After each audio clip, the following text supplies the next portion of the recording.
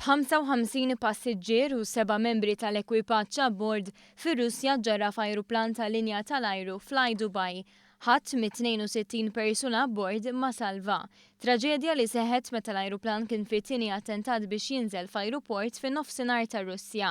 Minkejja li għadu mhux stabbilit x'wassal għal din it-traġedja, l-ewwel rapporti jindikaw li l-ajruplan iġġarraf minħabba viżibilità ħażina u riħ qawwi. Infatti qabel ma ġġarraf l-ajruplan li kien ftit ira minn Dubai dam idur fl-ajru għal satejn sħaħ. Kien hemm ukoll rapporti ta' nirien u splużjoni abbord l-ajruplan.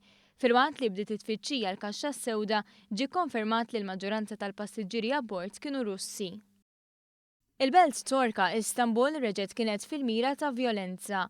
Kif attakk suwiċida f'żona kummerċjali fiċ-ċentru t'Istanbul ħalla minn tal-anqas 4 persuni mejta u 20 oħra midruba. It-triq fejn seħħ l-attakk hija frekwentata minn bosta kif hija mimlija ħwienet u allura speċjalment matul il-jum tas-Sibt taraw wkoll bosta turisti. Dan l-attakk f'Istanbul isegwi 2 oħra f'Ankara fl-aħħar jiem li ħallew in-numru ta' persuni mejta.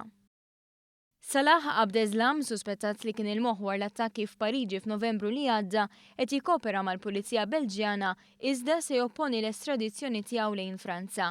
Dan skont dak li qal l-avukat tiegħu, meta s-Sibt ġie akkużat formalment b'konnessjoni mal-imsemmija attakki wara li l-ġimgħa ġie arrestat waqt rejd mill-Pulizija Belġjana. Il-President Franċiż François Hollande irid li Abdeslam jiġi estradit lejn Franza kemm jista' jkun malajr.